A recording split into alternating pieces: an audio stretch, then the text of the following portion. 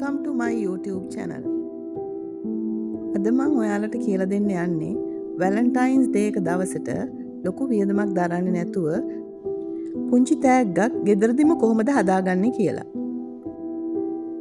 Plastic බිම් බෝතලයකින් තමයි මේක හදන්නේ. ඒ වගේම ග්ලිටර් පේපර් එකකුයි ඩබල් ටේප් එකකුයි ඕන වෙනවා.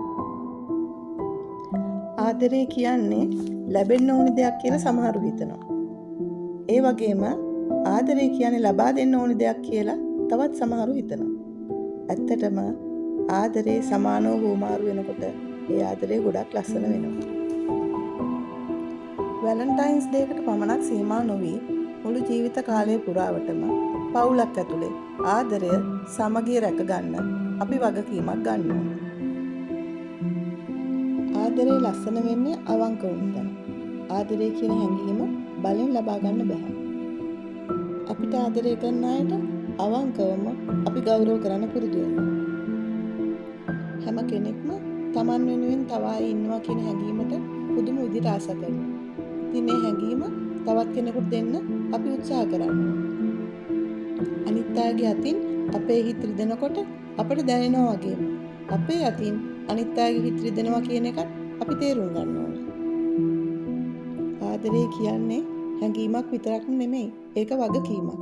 ඒක තේරුම් නොගන්න අයට ජීවිතේ සතුට ළඟා කරගන්න හරි අමාරුයි. අපි හැමෝම එකිනෙකාට වෙනස් කියලා අපි තේරුම් ගන්න ඕනේ. ආදරේ කියන්නේම තේරුම් ගැනීමට. කෙනෙක්ව වෙනස් කරගන්න නැතුව එයාව ඒ විදිහටම පිළිගන්න එක. ආදරේ කියන දේ ඇතුළේ නිදහස දෙන එක ගොඩක් වටිනවා.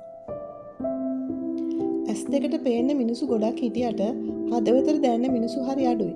හැමදාම ලස්සනයි අපි ආදරය කරන අය ළඟ ඉන්නකොට. ඉතින් මම ප්‍රාර්ථනා කරනවා හැම හිතකටම ලැබෙන්න ඕනේ වටිනාකමක් ලබා දෙන බැඳීමක්. Tamanට Tamanම එපා වෙන මොහොතක ජීවිතේ කියා දෙන්න කවුරු හරි ඉන්න ඕනනේ. මම මේ ප්‍රසන්ට් එක හදන්නේ මගේ දෝණි වෙනුවෙන්. ආදරය කියන්නේ හරි සුන්දර හැඟීමක්. දෙමව්පියන්ගේ ආදරය එයාගේ ජීවිතයට ශක්තියක් ධෛර්යයක් එකතු කරાવી. අද වගේ ආදරණීය දවසක පුංචි හිතට නොමිලේ කතා පුතක් නිවසටම එවන්නයි මම සූදානම් වෙන්නේ. ජීවිතේ සමහර කාලවලදී මිනිසුන්ට කිසිම ලේ ඥාතිකමක් නැතුව වුණත් කිසිදාක දැකලා නැති වුණත් හරි අපූර්වවට දැනෙන හිතවත්කම් ගොඩ නැගෙනවා. චූටි පුතෙක් මාර්තු 5 ඇඩ්මිට් වෙනවා සර්ජරි එකකට. රිජ්වේ හොස්පිටල් එකට. ඊට ඉස්සර වෙලා මට මේ ඒ පුතාට ලැබෙන්න සලස්වන්න ඕනේ. චූටි පුතාගේ අම්මටයි මම මේ කියන්නේ. හැම දුකක්ම හැම බාධාවක්ම දරාගෙන ධෛර්යයෙන් ඉදිරියට යනකොට ප්‍රශ්න විසඳුනාට පස්සේ ආපසු හැරිලා බලනකොට ඇති වෙන්නේ ලොකු සතුටක්.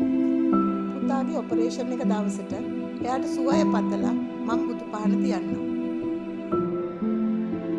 අපට කෙනෙක්ගේ මුවකට සිනාවක් ගේන්න පුළුවන් නම් ඒ පිනම ඇති අපටත් hina වෙලා ඉන්න.